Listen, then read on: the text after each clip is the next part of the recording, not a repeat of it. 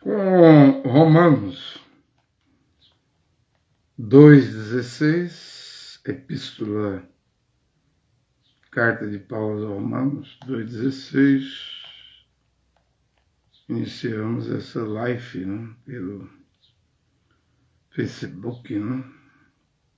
Nós vivemos um tempo que os vídeos curtos é chamado de hell.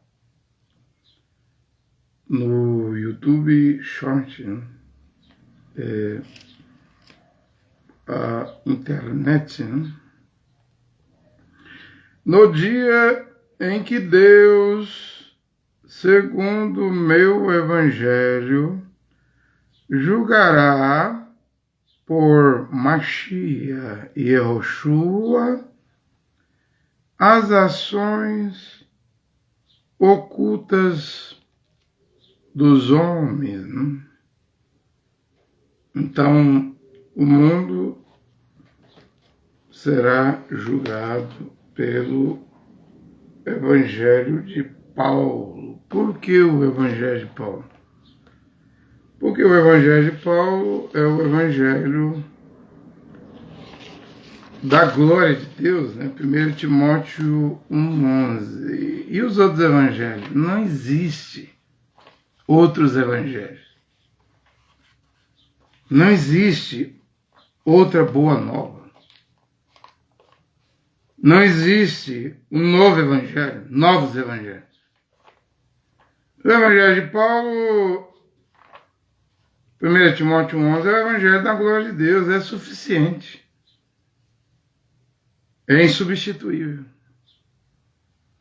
Ele está de volta, como o próprio irmão Brana disse, né? Que a palavra original iria voltar. Ô, André, então você é profeta? Não, senhor, não, senhora, e nem quero ser. E o que você é? Um pregador. Para mim tá bom demais na conta em ser um pregador. Em ser um servo de Deus, do Deus vivo, Deus o Pai, Jeová, e seu Filho Yehoshua. Não sou unicista, não sou trinitário. Eu creio em um só Deus, mas eu e o Pai somos, é plural, um branamista não, crente William Branham. É o costume, né? Tentando me corrigir, né? Dizendo que eu creio em dois deuses, jamais, né? Até o diabo, na carta de Tiago está escrito isso, até o diabo sabe que Deus é um só, né? E estremece porque não obedece e sabe que será condenado, está condenado, né?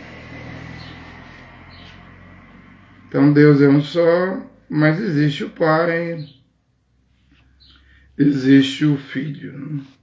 E o Pai habita dentro do Filho. Quem vê a mim vê o Pai. Paulo disse aos Colossenses, acho que 1,16, nele habita corporalmente toda a plenitude da divindade. É agora, nesse exato momento, mesmo com 7 glórias.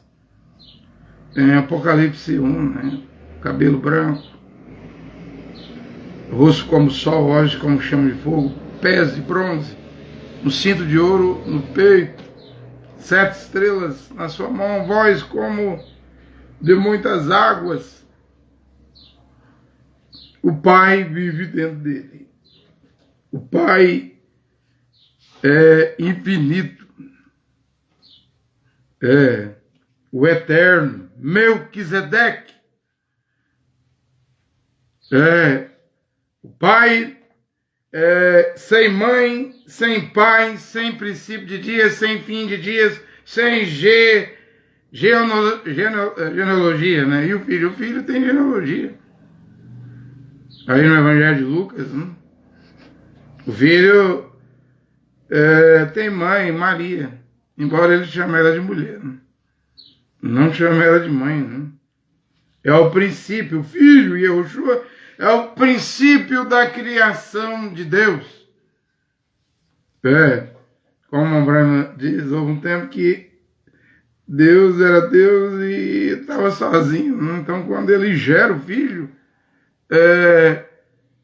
ele se torna pai e o filho vem a existir. E é através do filho que ele cria todas as coisas visíveis e invisíveis, né? Oh, isso é demais! Isso é demais! Mas é assim que funciona, né? Eu estou aqui querendo ir até o ponto 148 do Evangelho de Paulo, né? Mas eu fiz aí um short, vídeo bem curtinho, 59 segundos, 58 segundos. É uma pergunta que eu deixo aí, né? Seria esses 7 livros que Martinho Lutero tirou, e Lutero tirou 8 livros, né? A carta de Tiago no Novo Testamento, Lutero tirou. Eu não sou o juiz de Lutero. Lutero também acrescentou a palavra na Bíblia. Eu não sou o juiz de Lutero. No julgamento eu não tomo o lugar de ninguém. O justo viverá pela fé. Lutero colocou sola, somente. Não tem essa palavra aqui na Bíblia de Jerusalém. Eu não sou juiz de Lutero. Se ele fez isso, quando a gente faz um ato, a responsabilidade é da gente. Eu não fiz isso.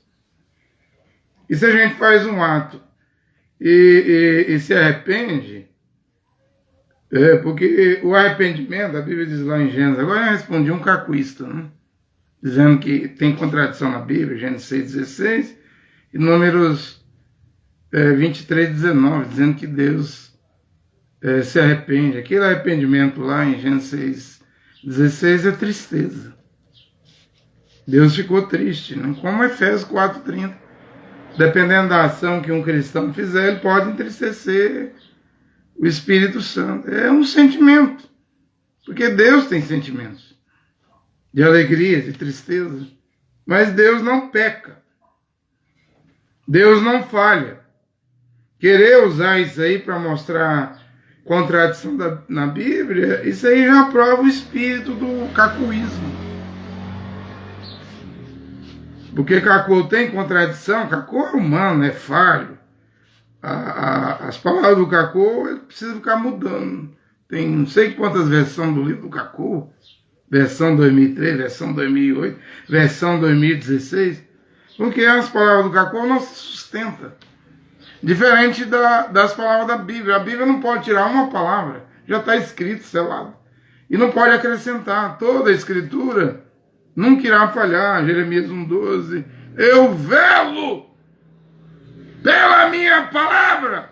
Deus não tem compromisso de cumprir nada de cacu. Ele tem compromisso de cumprir a Bíblia aqui, do Gênesis Apocalipse, incluindo esses 7 livros. Né? O que for profético lá. Em Tobias, Judite, Macabeus 1 e 2, Sabedoria de Salomão, Eclesiástico, Baruque. É pela Bíblia, é pelas Escrituras que Deus vela. E passarão, Yeshua, Mashiach, se chama Jesus Cristo, mas o correto é Yehoshua, 8 letras, Mashiach. Passarão, ele diz, passarão os céus e a terra, minhas palavras não passarão. Então as palavras de Yehoshua é infalível. E expliquei bonitinho lá, bem correto, né? Olha, aqui em Gênesis é um sentimento. E Deus tem sentimento. E na minha Bíblia de Jerusalém, está escrito aqui que Deus não é filho de Adão. Deixa eu ler aqui, Números 23, 19, né? A minha Bíblia até diz diferente. Números 23, 19, diz diferente da Bíblia dos cacuístas. Minha Bíblia é a Bíblia de Jerusalém, dos cruzados, né? A Septuaginta, o Velho Testamento. 23, 19 diz o que aqui? Deus não é homem para que minta. Paulo diz em Tito que Deus não mente. O pai da mentira é o diabo Satanás. E o diabo Satanás não se firma em toda a verdade. João 8,44. É por isso que os filhos do diabo não virão a palavra original, não agrada. Não agrada a eles. Né? Deus não é homem para que minta, mas Deus se fez carne. No princípio era a palavra, o verbo estava com Deus, o verbo, a palavra era Deus. E o verbo, a palavra, se fez carne. E não houve dolo, engano, mentira nenhuma nos lábios de Yehoshua Mashiach. O varão perfeito, o homem perfeito, porque ele é o segundo homem vindo dos céus, o primeiro é da terra, Adão, né? Deus não é homem, mas hoje Deus é um homem chamado Yehoshua Mashiach. É que porque quando Moisés escreveu aqui, ainda não tinha cumprido a profecia do Mashiach, né? Que nasceria da Virgem. Né? Hoje podemos dizer que o Novo Testamento completa o Velho Testamento e que Deus é um homem, né? Chamado Yehoshua. Né? Mas até aqui não tinha se feito carne ainda. Né? Deus não é homem para que minta, nem filho de Adão para que se retrate. Não é se arrependa. Arrependimento é sentimento. De tristeza, pesar, né? Não se retratar, aqui ó, para que se retrate, por acaso ele diz e não faz, fala e não realiza. Você sabe quem é que está, da boca de quem que está saindo essas palavras aqui? Balaão. Balaão que foi um profeta, né, de Deus, que por 7 vezes tentou amaldiçoar Israel. O Cacu já amaldiçoou Israel. Chamou Israel de porco. Uma coisa é judeus que se dizem judeus ser sodomita, desfilar. Um desfile sodomita em Israel. Isso não quer dizer que toda nação Israel tem que pagar. Nós estamos no tempo das nações, é individual. Marido e mulher na cama, 2 no telhado, 2 no campo. Quem pecar vai pagar. Um vai e o outro fica. Um vai e o outro fica, é individual. Cada um vai responder por si mesmo. Porém, quando Deus voltar a tratar com Israel, está bem pertinho, né? Cerca no espanhol. Nas 70 semanas de Daniel, só resta 3 anos. 3 anos e meio. Porque o Mashiach já pregou 3 anos e meio, 42 meses, 1360 dias. O que resta para Moisés é 3 anos e meio. Para flagelar a terra. As 7 trombetas. Que os 7 anjos, um é Miguel, o outro é Gabriel, o outro é Rafael. Os outros 4 eu não sei o nome ainda. Mas lá em Daniel fala que Miguel é um dos 7 príncipes. Rafael disse, em Tobias 12, 8, eu sou um dos 7 anjos. Tem mais 4 aí, ó. Você quer chamar de arcanjo? Problema seu, embora a Bíblia só chama Miguel de arcanjo, os outros são chamados de 7 príncipes. As 7 taças virão para eles. 7 trombetas, 7 taças, né? Virão para os 7 anjos despejar na terra. Moisés e Elias estão vindo. Eles estão chegando, né? Para pregar 3 anos e meio. Não vai chover! Não vai ter neblina, sereno, orvalho! Nos dias da profecia de Moisés e Elias. É juízo! É julgamento! Mashiach pregou 3 anos e meio, Yoshua, né? Para a nação de Israel, salvou menos de 120 pessoas no cenário. Já Moisés e Elias, Apocalipse 11, 2 profetas, cujos 2 cadáveres, né? Depois de morto, ficarão 3 dias e meio na grande praça da grande cidade, que simbolicamente é Sodoma e Gomorra. Mas lembra-te, nesse tempo, Deus estará tratando com Israel como nação. É por isso que a Bíblia diz que ainda que Israel seja como a areia do mar, só o remanescente será salvo, 144 mil. Acabou!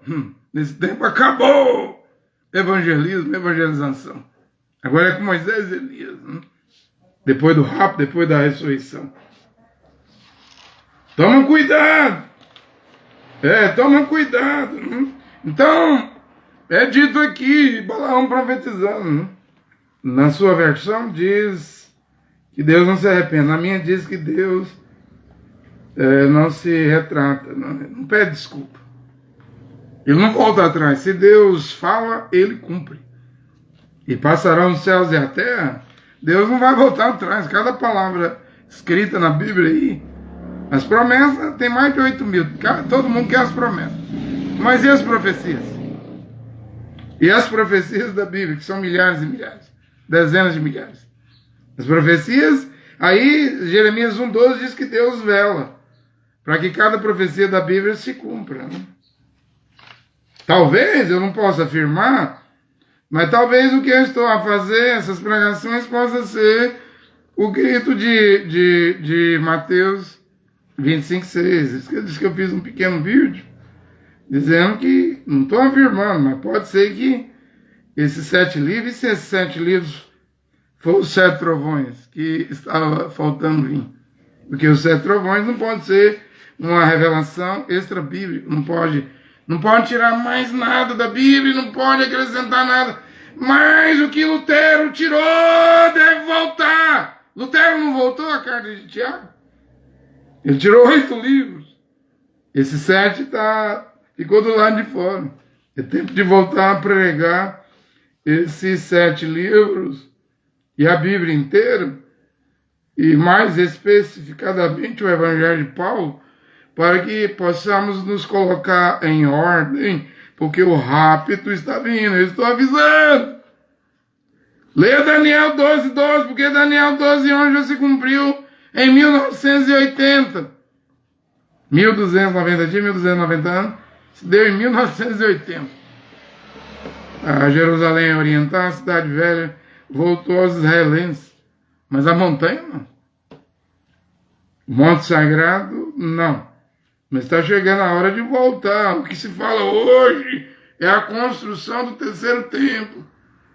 Eles não sabem que isso trará a ressurreição para o milênio. Que isso trará o arrebatamento. E quando a hora chegar da montanha ser devolvida, ninguém vai impedir. Porque é profético. É tempo profético. É cumprimento de uma profecia. Nada pode empatar. Ninguém pode trazer impedimento. Tá aí o quadro, eu já disse. Eu não vejo Deus dando mais 60 anos para o mundo, não. Como ele deu em 61, com John F. Kennedy, não? O tempo da Guerra Fria, Estados Unidos, União Soviética, mísseis cubanos em Cuba, mísseis americanos na Turquia apontados para a União Soviética. Aquilo parou, sem mais nem menos. Porque havia profecias de William Branham para cumprir. Um segundo presidente católico, tá aí John Biden, uma mulher vice-presidente ou presidente, vice-presidente pelo voto, ou presidente pelo voto. Vice-presidente já está aí já. Queira ou não, a profecia se encaixou. O carro sem motorista, veja, Fênix, em Fênix, nos Estados Unidos, não tem motorista. Teve um vídeo, um guarda de trânsito parando um táxi sem motorista. Né? Vai multar quem? Vai multar o aplicativo. Né?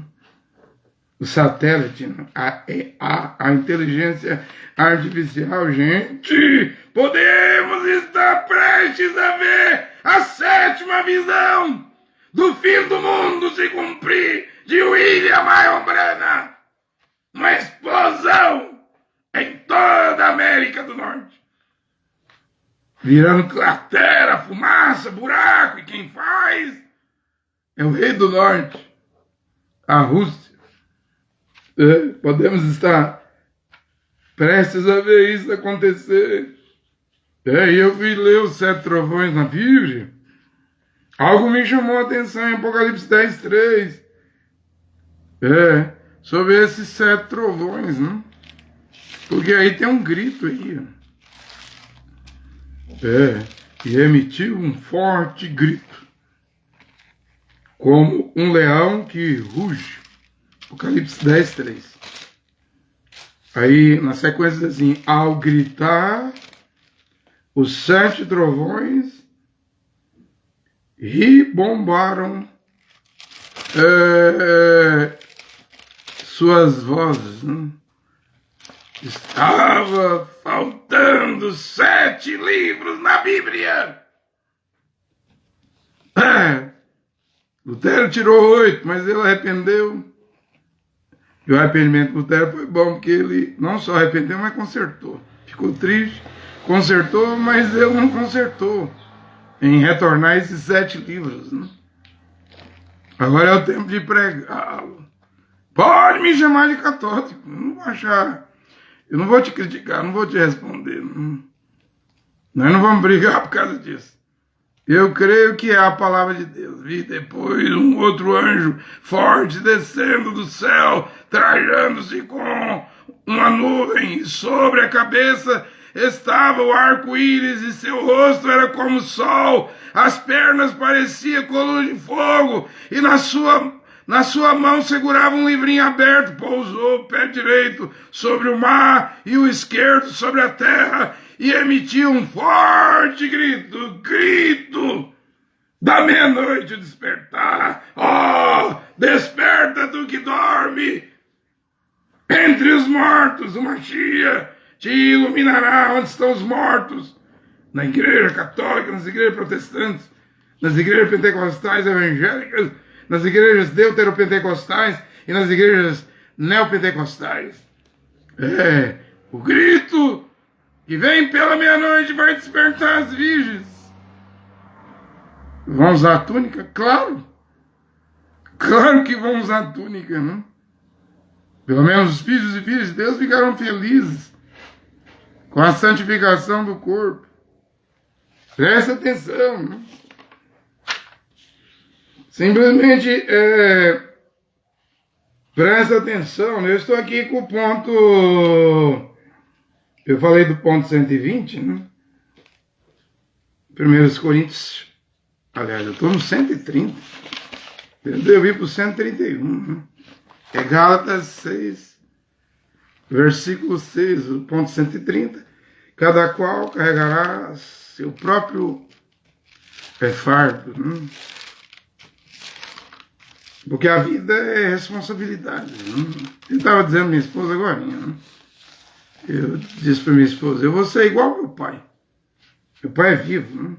Meu pai sempre falou lá em casa, desde criança: ó, os 4 filhos, não vou criar neto. Eu vou criar vocês. Né? Eu sou igualzinho meu pai. E eu falo a mesma coisa aqui em casa, minha mulher. Né? Se um filho, uma filha vai fazer filho, então que crie. A responsabilidade é de quem fez, não é do pai e da mãe. Pai e mãe é a avó, mas não vai ser um segundo pai ou uma segunda mãe. Cada um deve assumir suas responsabilidades ou suas consequências. Né?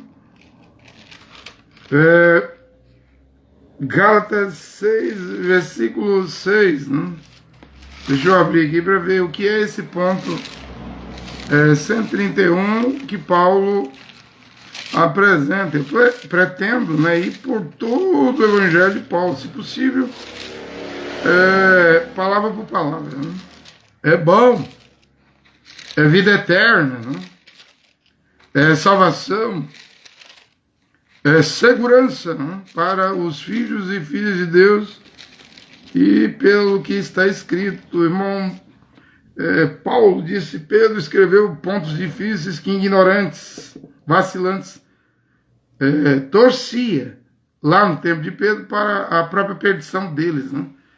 E Paulo escreveu salvação. Vimos aí Romanos 2,16 que é pelo evangelho de Paulo que Mashiach julgará os segredos ocultos dos homens.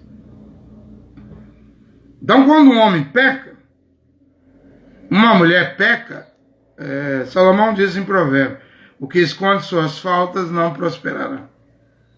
Quem vai alcançar misericórdia, compaixão, é aquele que confessa. Então não precisa de confissão pública de pecados, precisa de confissão individual, não é ir lá no confessionário do padre. Você não pecou contra o padre auricularmente, ou ir numa confissão pública do Cacu.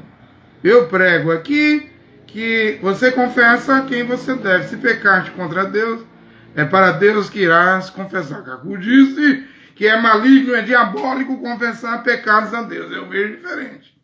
Se pecaste contra Deus, confessará a Deus. Se pecar contra a sua mulher, confessará a sua mulher, ao seu marido, ao seu filho, à sua filha, ao patrão, ao colega de serviço, ao colega de escola, ao vizinho, à vizinha. Você confessa a quem você deve. E se você não confessar, aí você não prospera. Aí você não vai prosperar. Sua vida vai travar, não? Porque o pecado trava a vida. Não vê que a prisão não pode travar a vida de José e Yosef no Egito. Não vê que o ciúme, a inveja dos seus 11 irmãos não vai acentuar Benjamim, o pequeno Benjamim, em vender José aos ismaelitas, não travou a vida de José. O que poderia travar a vida de José era o pecado.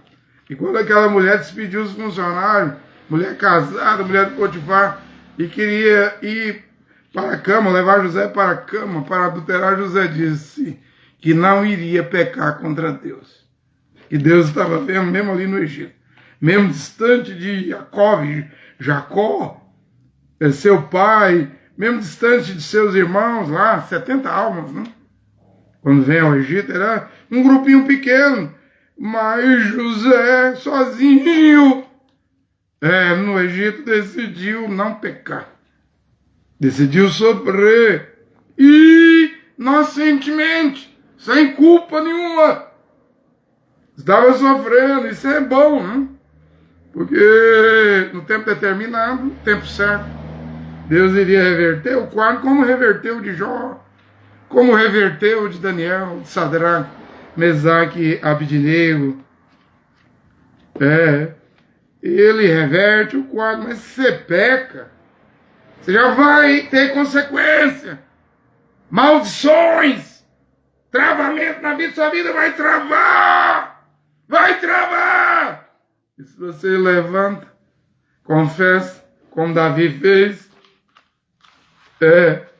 fez a confissão, ele não negou, diante do profeta Natan, disse, chamar Davi de mulherengo, Salomão de mulherengo, isso é um pecado, contra a palavra de Deus. O juiz de Davi era Deus através do profeta Natan, que Deus tinha que dizer a Davi e outros profetas, Aías, profeta, falou com o rei Salomão, Deus já disse, não é pela ideia dos outros, em chamar Salomão de feiticeiro, de bruxo, de idólatra. E Yoshua disse, está aqui quem é maior do que Salomão. Respeite as escrituras. Se você falar alguma coisa que não condiz com as escrituras, pecaste contra Deus. Se você peca, estou a dizer, já vai haver consequência. Porque Davi, Natan disse, a espada não vai sair de sua casa. Esse seu pecado vai causar a espada aí dentro. A mão forçando, aquilo é um estrupo. A sua própria irmã, Absalão, vem depois e mata o irmão. Absalão deita com a mulher as concubinas do seu pai, diante de todo Israel, à vista, aos olhos de todo Israel, que é o trono. E Davi não podia fazer nada, ele sabia que era a espada. Está vendo que o pecado traz consequências? Pode trazer enfermidade, pode trazer a espada antes de pecar. Pense 1000 vezes. Você quer doença ou quer a espada? Consequência drástica, cruel em sua vida. Peca, que uma dessas duas coisas virá. Veio para Davi, você não é melhor do que Davi. Ninguém é melhor do que Davi. William Branham disse Que não existe purgatório depois da morte. Paulo também não fala nada de purgatório depois da morte. Mas Mombrana pregou, o purgatório é aqui. Aqui você faz, aqui você paga. Sansão não pagou? Não vazaram os olhos de Sansão? Brincando com Dalila. Até que quando ele brinca com Dalila, nada tinha acontecido. Mas quando ele brinca com Deus, conta o segredo, que ali foi uma brincadeira. Aí ele experimentou vazar os 2 olhos dele, depois cortou o cabelo. Né? Consequência de brincar com Dalila, foi brincar com Deus. Deus é um fogo que consome. Até profeta, até juiz, qualquer um que brincar vai pagar. Se for eleito, vai passar pelo purgatório em vida. Eu quero entrar nesse purgatório. Você acha que é bom perder a visão? Você acha que é bom ver o próprio filho estrupar a própria filha e depois o outro filho vir matar o irmão? Você acha que não doeu o coração de Davi? Você acha que se arrependimento matasse? Se Davi pudesse voltar atrás e não ter feito aquilo, ele não evitaria? É claro que os passos de um predestinado são guiados por Deus. A gente percebe que vem Salomão. Mas vem Salomão junto com a espada. Dentro da casa de Davi. O que era para ser só bênção, vem com consequência. Então toma cuidado. Gálatas 6,5, Paulo diz, cada um carregará o seu próprio fardo. Aqui está falando de fardo. Responsabilidade. Porque a cruz, se alguém quer ser meu discípulo, Yahushua diz, negue-se a si mesmo, carregue a cruz. Agora aí é um compromisso com a Escritura, né? Com a palavra. Né? E aí é individual, porque se você negar o Mashiach, Yahushua Mashiach, ele é fiel, ele não pode negar a si mesmo, mas ele vai te negar. Qualquer que se envergonhar de mim e das minhas palavras, né? Eu também me envergonharei dele diante do meu Pai e seus santos anjos. Né? Então, existe o fardo, existe a cruz. E as responsabilidades. Eu não estou a pregar o Evangelho de Paulo, não estou aqui no ponto 130. Você acha que o Evangelho de Paulo é só crer e ir para o céu? Não, tem toda uma vida, toda uma conduta, toda uma ordem, todo um estilo de vida, toda uma maneira de viver. Tem toda uma prática cristã. Tem toda uma experiência cristã. Tem toda uma responsabilidade aí. O Evangelho de Paulo é completo. É o Evangelho da glória de Deus. Eu leio Gálatas 6,6. Quem é instruído na palavra, torne-se participante em toda sorte de bens. Aquele que o instruiu. Aí eu penso que aqui Paulo está falando de pregadores, né? Ele mesmo tinha direito, mas disse que não iria usar. Iria continuar pregando gratuitamente em troca de nada. Né? Porque ele era o líder, né? Mas disse que o presbítero, que se estabelece presbítero para o ensino, pregação, evangelização, responsável, dirigente, responsável pela assembleia, congregação, a igreja, local. Ele vai prestar conta das almas. Os irmãos e irmãs devem imitar esse homem. Mas esse homem tem aí quase 30 requisitos em 1 Timóteo 3 e Tito capítulo 1. Já preguei várias vezes sobre esses requisitos. Um dos primeiros é ser irrepreensível, marido de uma só mulher, casado uma única vez, os filhos submissos na fé, né? Governando bem sua própria casa. Né? Tem todo um aparato aí de requisitos. Né? Aí depois vem o diácono não é o dirigente, ele tem responsabilidades, mas não é igual um dirigente que é o presbítero. E apóstolo, profeta, evangelista, pastor e doutor, e aí isso aí é dons da palavra do ministério. De Efésios 4, 4 do 8 ao 11. E se um homem tiver o dom de apóstolo, de profeta, de evangelista, de pastor, de doutor, e ele não preencher esses requisitos, ele não pode ser presbítero. O dom continua dele, mas ele não pode ser presbítero como Pedro, né? Que era apóstolo, era pastor, era presbítero. Apacenta minhas ovelhas, Pedro. E Pedro escreve aí que ele era um presbítero, né? Bem, se ele não preenche os requisitos, não pode ser presbítero. Para ser presbítero, episcopo, tem que preencher requisitos, né? Graças a Deus, com a volta da palavra original, essa fábrica de fazer cobreiro, não é nem obreiro, vai acabar, né? Essa fábrica de cobreiro, isso não é obreiro, é cobreiro, né? Quem é instruído na palavra, torne participante em toda sorte de bens aquele que o instruiu, né? É o que Paulo está dizendo, que os irmãos devem servir, né? O que o instruiu com os seus bens. Esse é o ponto 131. Ponto 132, Gálatas 6, 7. Não vos iludais, de Deus não se zomba.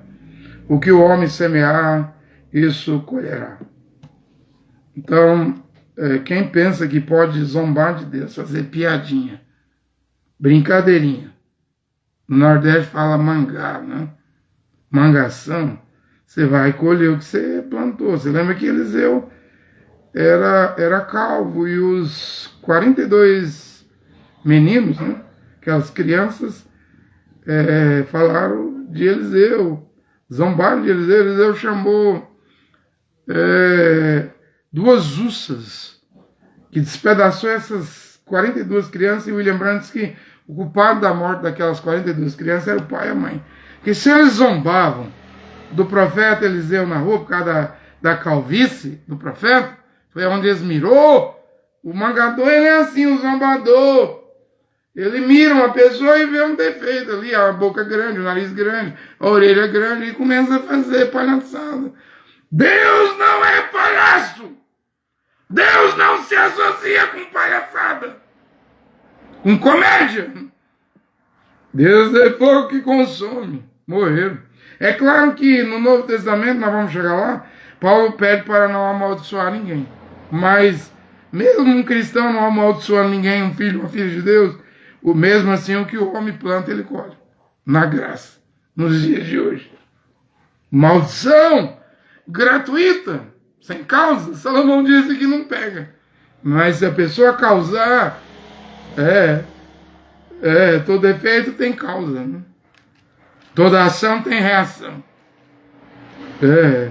Muitas pessoas poderiam viver bem, na tranquilidade, mas tem o hábito de zombar. Mas era um homem usado por Deus, mesmo com o nome Jeová na boca, e o nome Jesus na boca, e a letra J não existe nas 22 letras do alfabeto hebraico.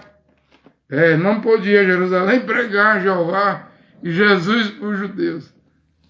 Ele não pôde, mas não fala. Os 2 dons eram originais. Como Deus salvou através de Lutero, com a Trindade, Pai, Filho e Espírito Santo, Lutero pregando Trindade, títulos. Deus salvou também com Mambrano. Hoje, para você ser salvo, tem que ser batizado em nome de Yahushua Mashiach. Tens que usar a túnica, tens que voltar à palavra original. Você está esclarecido. Você está recebendo o pleno conhecimento da verdade. Mas os 2 dons do irmão viajava, pregava, e Deus usava ele lá. Muitas pessoas diziam telepatia mental, ele está lendo a mente dos outros, e dizia que era magia, bruxaria. Lembrando que tinha jovens, quando ele estava sendo usado por Deus, rindo, via no cantinho da boca assim, o riso, mas o riso de zombaria. Depois Mambrana voltava lá naquela cidade, tais jovens já tinham sido enterrados no cemitério, porque de Deus ninguém zomba. Não se iluda. Quer zombar, é seu livre-arbítrio. Vais usar seu livre-arbítrio errado. Não lembra que na Babilônia o rei Belsazar, aquela balada, com pitu, uísque, cachaça, cerveja, alcoólica, bebendo, excedendo, passando dos limites, mandou pegar os vasos sagrados, já estava fazendo uma coisa profana, que é a beberice, né? aquela festa, mandou pegar os vasos sagrados para beber nos vasos da tenda do tabernáculo lá de Moisés, lá na Babilônia. E quando ele fez aqui, uma mão escreveu: Mene, mene, tekel, faz sim. Você foi pesado na balança. Você misturou coisa santa com coisa profana. Isso dá sacrilégio. E morreu! Morreu! Não tem muita gente brincando de crente, de que se diz cristão. Mulheres brincando de dizer que é cristã. Adultas! Infiéis! Muitas são amantes de pastores. Praticam sexo adultério. Homens, pastores brincando. A cantarada brincando. A consciência está morta. Mas depois a conta chega. A conta chega. Não vos iludais. De Deus não se zomba. Tudo o que o homem semear, ele vai colher. Então, nunca cansemos de plantar só o bem. Mesmo que não colhe em 10 anos, 20 anos, continua plantando, se não desanimarmos ao seu tempo, porque é tudo no tempo de Deus. Iremos colher, né? Toma cuidado.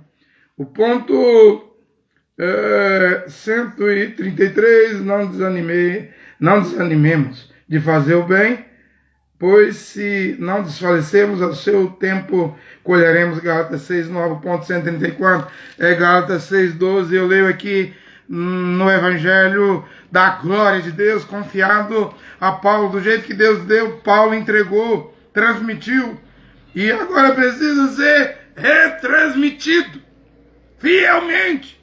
Gálatas 6:12, os que querem fazer boa figura na carne, são os que vos força a vos circuncidardes, só para não sofrerem perseguição por causa da cruz do Mashiach, né? Então, Paulo está dizendo que lá na galáxia, o problema lá, os irmãos estavam correndo bem, caminhando bem, alguém foi lá desviar os irmãos. Ao invés de deixar os irmãos seguir na graça, no Evangelho de Yoshua Mashiach, através de Paulo, estavam tirando os irmãos da palavra e levando para a Torá, as mitzvah, 603 mitzvah, incluindo a circuncisão, a qual Paulo disse, escrevendo aos Gálatas, dizendo: se alguém permitisse circuncidar, está obrigado a guardar toda a lei. Aí ninguém dá conta, né? Que são 603 mandamentos, e Tiago diz que quem errar num ponto é culpado, é réu de todos os pontos. Só o Mashiach e Yoshua cumpriu toda a lei com perfeição, porque ele é o varão perfeito. E agora somos salvos pela justiça, pela graça do Mashiach.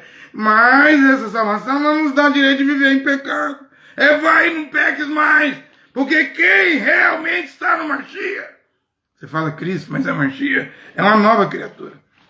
As coisas velhas, a prova de que você está no Mashiach, você fala Cristo, é que as coisas velhas se passaram. Você não anda mais em bar, você não fica com a sua cara atolada na televisão, na internet, você não vai em campo de futebol, você não usa batom, esmalte, short, baby-doll, calça comprida, você não anda igual uma linguiça toscana e calabresa na rua, mulher.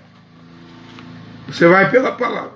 Isto é, se tu estás no Mashiach, porque se tu está na igreja católica, serás católico. Se está na protestante, será protestante. Se está na pentecostal, deuteropentecostal, neopentecostal, você vai ser do tipo da sua igreja. Essas portas do inferno, né? Mas devemos imitar Paulo, sermos epístolas, cartas escritas, né, pelo Espírito de Deus, para os homens lerem na rua. E não se prega só com um gogó. A maior pregação é a vida, né? É o exemplo, né? E Paulo disse que quem se circuncidasse lá na galáxia, todos os que circuncidaram, e quem fosse circuncidar, caiu da graça. É inimigo da cruz do Mashiach. E o judaísmo está crescendo, né? espírito de sapo. Catolicismo, espírito de sapo. Protestantismo, espírito de sapo. É tanta gente se circuncidando. Tudo caído da graça, inimigos da cruz do Mashiach. Ponto 138. Todos os que pautam sua conduta por esta norma, paz e misericórdia sobre eles e sobre o Israel de Deus. Veja que Paulo vai chamar os irmãos na galáxia. Não é nem lá no Oriente Médio, em Israel. Os irmãos da galáxia é o novo Israel de Deus. Porque estamos no tempo das nações. Certo que Deus vai tratar com Israel natural, as 12 tribos, nas 70 semanas de Daniel. Mas desde Paulo até o arrebatamento, é o Israel de Deus, é um novo Israel que Deus está tratando. A igreja gentílica, a igreja dos povos, a igreja das nações, a plenitude dos gentios. Esse é o Israel de Deus. Eu já disse aqui, tenho pregado, embora Yahushua Mashiach pregava para as 12 tribos, mas tem coisa que Yahushua pregou que é para as nações. Por exemplo, as 10 virgens, ou as virgens prudentes que vai casar com o noivo, o esposo, de Yahushua Mashiach, é como José lá no Egito casou com a Zenat Paniar, sua esposa era gentílica.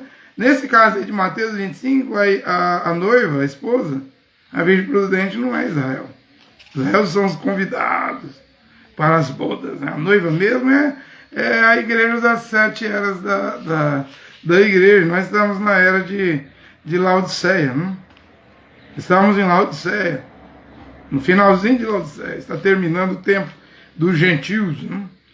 Eu li Gálatas 6,16, ponto 139, doravante, Paulo diz aqui: ninguém mais me moleste, pois eu trago em meu corpo as marcas de Yahushua. Então Paulo era cheio de cicatrizes, açoites, apedrejamento, passou fome, solidão, abandono, prisão. Paulo morreu velho, gente. Dentro da prisão lá em Roma, né? Abandonado, incluindo pelos irmãos que ele deu sua vida, né? Sua existência. Jovem. Shaul era fariseu. E Yahushua toma ele e ele lança o fundamento, abre igrejas nas nações. E ele diz aqui: não me moleste, né? Não me traga mais essas questões. Está tudo respondido, né?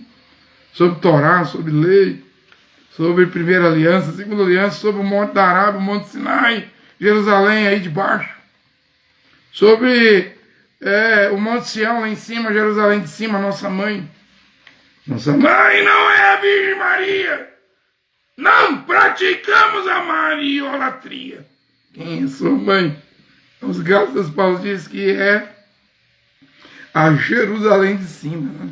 Católicos querem Maria, cristãos querem Jerusalém, Jerusalém, a de cima, celestial.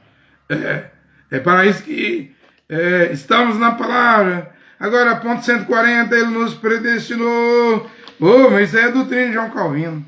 Não, Calvino pregou o que estava na Bíblia. Eu já disse aqui, o irmão Brana respondeu isso. Uma pergunta que alguém me fez: você é calvinista ou arminiano?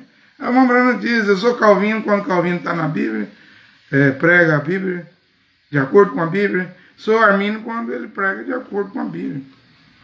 Mas se a Calvino sair da Bíblia, eu não sou Calvino.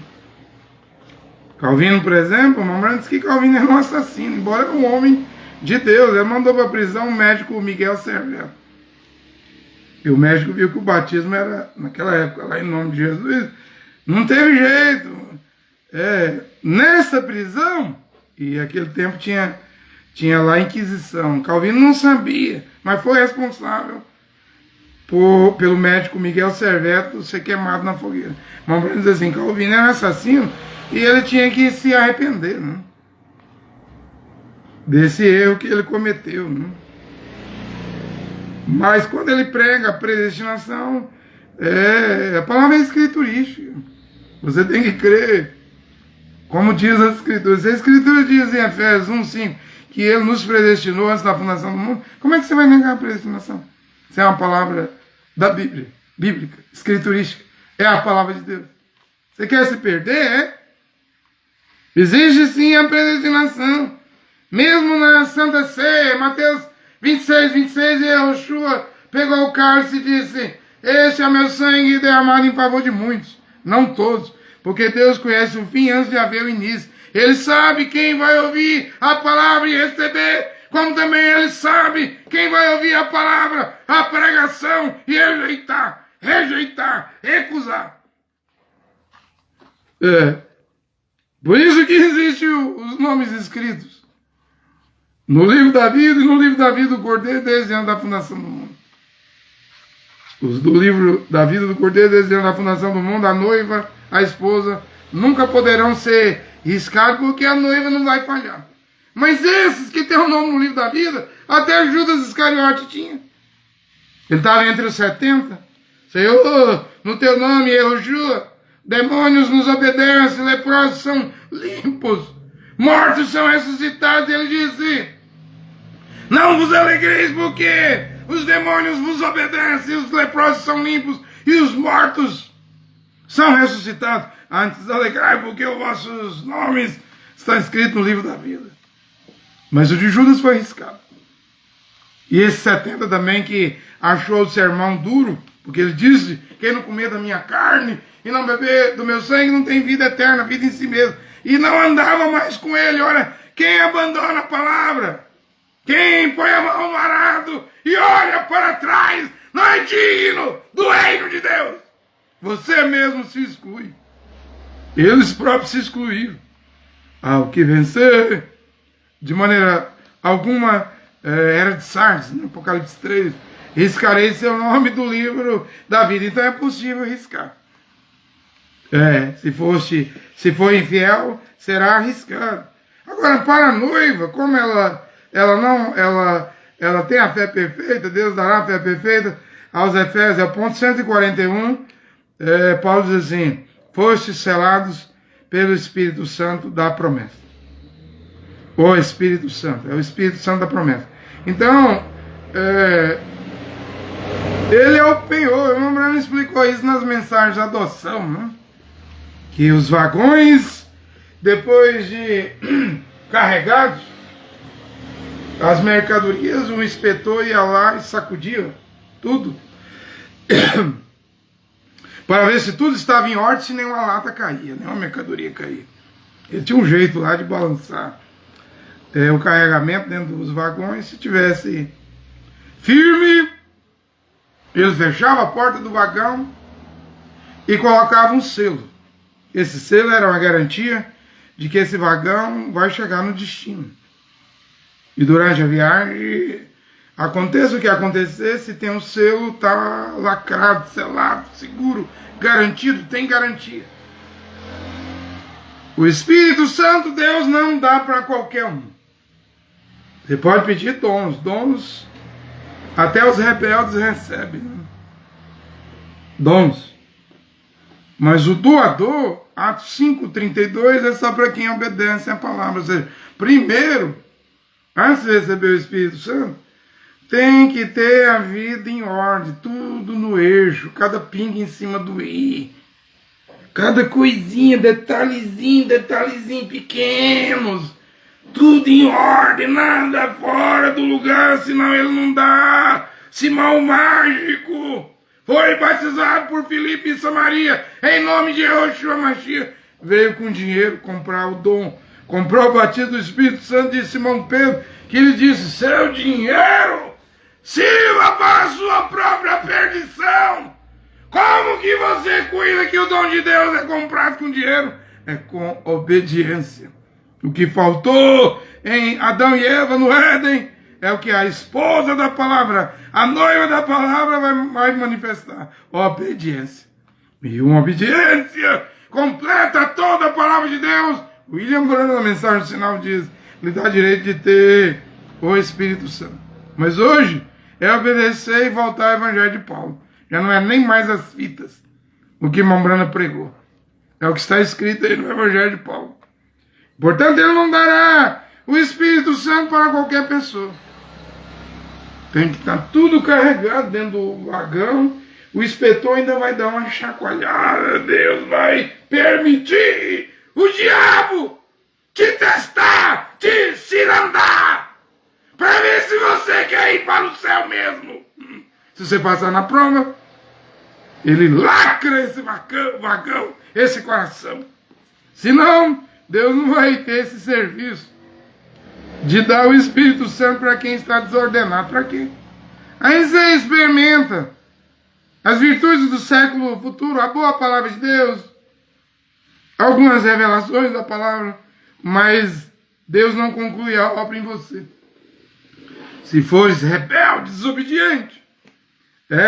Porque que pai que tem um filho e não vai disciplinar? O Mombrana explicou isso nas mensagens de adoção. E um filho, ele já era filho por ter nascido na família, do pai e da mãe. Então é um filho, nasceu de novo. Mas a adoção, o reconhecimento só vem com a maturidade. Então, novo nascimento é uma coisa, batismo do Espírito Santo é outra, coisa diferente. Batismo do Espírito Santo é para quem está maduro, amadureceu. O grão, né? Saiba disso, né? Ponto 142. O que diz aqui, aí é Efésios 1:21, né? Ponto 142. Aí existe o mundo espiritual que nós não entendemos bem como funciona, né? Ele vai dizendo aqui, por isso também eu ouvi a respeito da vossa fé dos efesianos, dos irmãos de Éfeso, do Senhor Yahushua e do vosso amor para com todos os santos. Uns irmãos bons, né? Irmãos e irmãs. Não cesso de dar graças a Deus a vosso respeito e de fazer menção de vós nas minhas orações. Paulo sempre lembrava dos irmãos de Éfeso em suas orações diárias, né? Orações diárias. Para que o Deus de nosso Senhor Yahushua Mashiach, o Pai, Jeová, o Pai da glória, vos dê o espírito de sabedoria e de revelação para poderes realmente conhecê-lo. Conhecer a Jeová, Deus, o Pai. E Ele ilumine os vossos olhos dos vossos corações para saberdes qual é a esperança que o seu chamado encerra. Qual é a riqueza da glória da sua herança entre os santos? E qual é a extraordinária grandeza do seu poder para nós, os que cremos conforme a ação do seu poder eficaz? É isso aqui, que ele fez operar no Mashiach, ressuscitando-o de entre os mortos e fazendo-o assentar à sua direita nos céus, muito acima de qualquer, isso aqui, principado. O que é isso? Autoridade. O que é isso? Poder. O que é isso? Soberania. O que é isso? O que são essas coisas? Eu acredito que Paulo está falando de níveis, coisas do mundo espiritual que nós não sabemos. Nós sabemos de 7 príncipes, lá no livro de Daniel. Gabriel diz que Miguel, um dos 7 príncipes, veio ajudá-lo. Nós sabemos o arcanjo Miguel, de serafins, querubins, de anjos. Agora Paulo está falando de principados, autoridade, poder e soberania. E de todo nome que se pode nomear, não só nesse século, mas também no vindouro. Tudo ele pôs debaixo dos seus pés. Está tudo debaixo dos pés do Mashiach.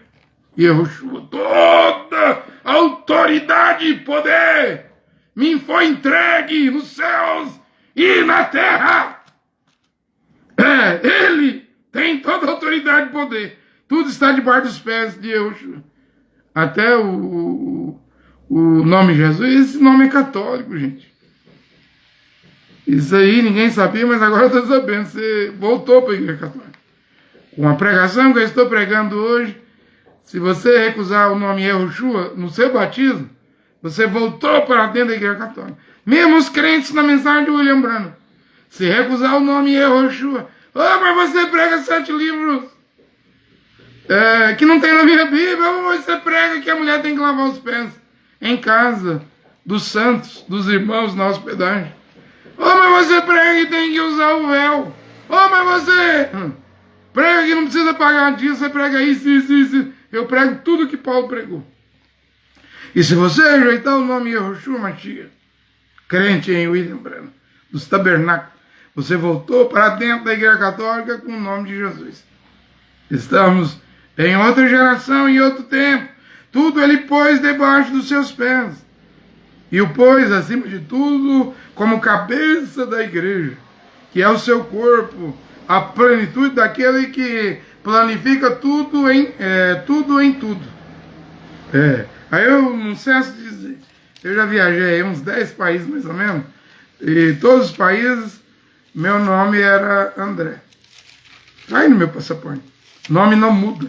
E cada nome tem um significado. O nome Jesus não significa Jeová salva. É o nome Yahushua, que significa com 8 letras Jeová salva. O tetragrama. Yud Re, Vav Re, Jeová. Esse nome está no nome Yahushua. E você ouve isso. O Pai manifestado no Filho. Manifestei o teu nome ao Pai, aos homens que do mundo me deram. João 17. Hoje você está a entender. Mas isso é um novo evangelho? Não é o evangelho de Paulo, é que ninguém pregou. Mas agora está sendo pregado. E aí você deve fazer a sua decisão. Voltar para a Igreja Católica com o seu Jesus, Jesus-olatria, ir para junto da mariolatria, ou avançar. Nós vamos ver o que você vai fazer. Essas pregações vão te colocar numa posição de recuar ou avançar. Eu não sei o que cada um fará. Devo pregar e ver depois os frutos, o resultado. Eu estou dizendo aqui, principado, o que é isso? Autoridade, o que é isso? Poder, o que é isso? Soberania, o que é isso? Arcanjo, o que é isso? Serafim, o que é isso? Querubim, o que é isso? Anjo, o que é isso? Você vê, existe um mundo espiritual. Até queria ler aqui em Efésios 6 para ampliar, né? Que nós não entendemos. Finalmente, fortalecei-vos no Senhor, o Senhor Yahushua, e na força do seu poder, revestiu a armadura de Deus para que podeis resistir às insídias, ciladas da armadilha do diabo. Tem o dia mal. No dia mal você tem que estar firme, pois o nosso combate não é contra o sangue, nem contra a carne, nem contra... aquilo vai falar de principados. É possível que haja principados de Deus e principados do inimigo. Possível não. Há 2 tipos de principados aí. Pois o nosso combate não é contra o sangue, nem contra a carne, mas contra os principados, contra as autoridades. Aqui Paulo, em Efésios 1:21, falou principado, autoridade, poder e soberania. Aqui ele vai ampliar. Principados, 1, autoridade, 2, contra os dominadores deste mundo, 3, dominadores deste mundo de trevas, 3, contra os espíritos do mal, 4, que povoa as regiões celestiais. Veja onde vive. Regiões celestiais. Você sabe o que é isso? Onde Paulo vai dizer aqui, o príncipe do ar, da potestade do ar, né? É ele que opera nos filhos da desobediência. Filhos rebeldes, eu estou usando a linguagem de Paulo, porque Paulo está dizendo aqui que nós estamos na terra, mas não é só pó, não é só tato, olfato, visão, paladar, audição. Há um mundo espiritual aqui, paralelo, e se você não se prepara, não sabe lutar, esses espíritos do mal, dominadores das trevas, o príncipe do ar, Satanás, sabe muito bem lutar. E eles têm armamento, né? Você não vê que Daniel foi orar, jejuar, aí durou 21 dias para Gabriel vir. Gabriel diz, eu teria vindo no primeiro dia. Mas como você não parou de orar, jejuar, gastou 21 dias porque Miguel, um dos 7 príncipes, veio me ajudar. E aí, você não ora, você não busca Deus. Nem oração, nem um poder. Pouca oração, pouco poder. Muita oração, muito poder. Você não ora e quer vencer o quê? O mundo espiritual? Não sabe contra quem está lutando? Fica aqui esse ponto 142. Ponto 143, tudo ele pôs debaixo dos seus pés. Né? Então podemos confiar, mas existe a batalha, existe a armadura da fé. Eu já preguei, tem uma pregação sobre cada peça dessa armadura e não pode faltar nenhuma peça. Ponto 144, Efésios 2:2, fala do príncipe do poder do ar. Ele é que é o espírito que opera nos filhos da desobediência. Né?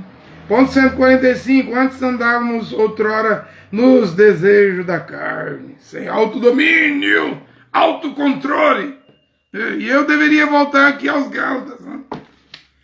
Falar sobre as obras da carne e os frutos do Espírito, né? Porque a nova natureza, a natureza do Mashiach, em nós fará manifestar o fruto do Espírito, mas eu vou voltar depois. Né?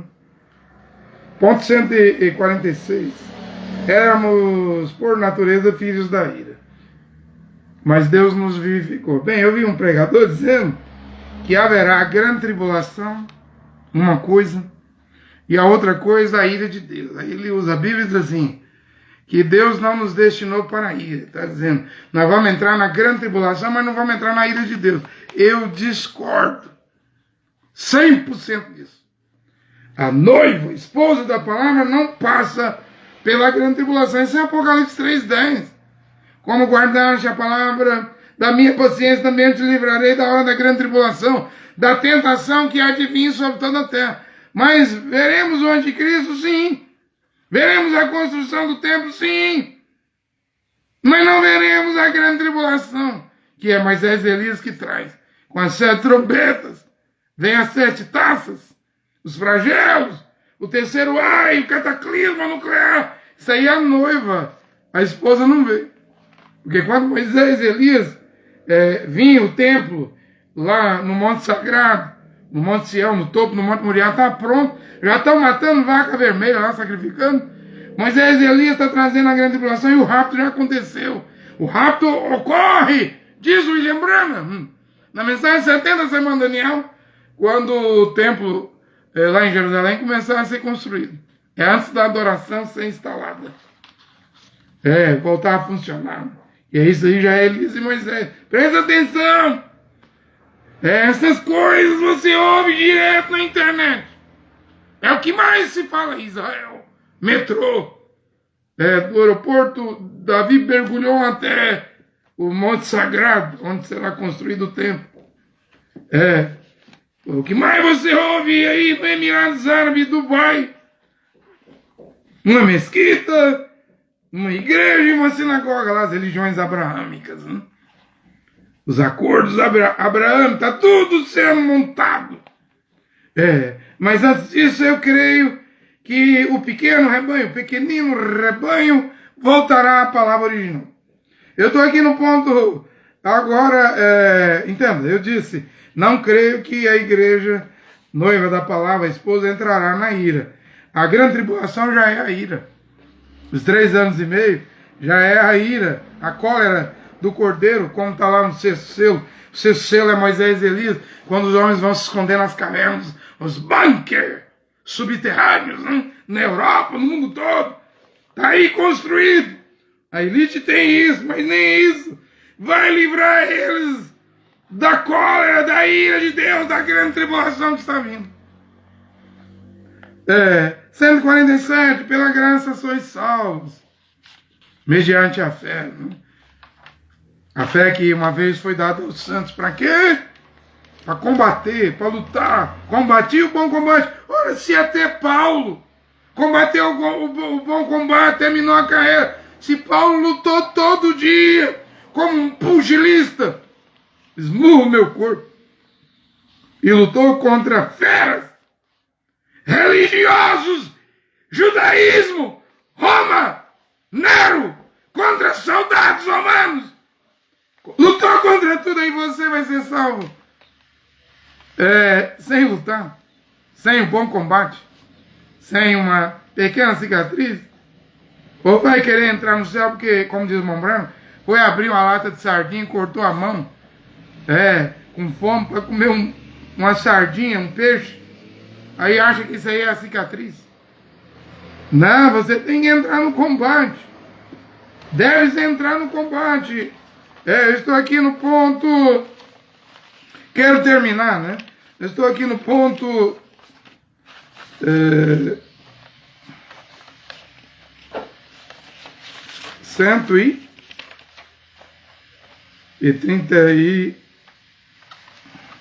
36, 37.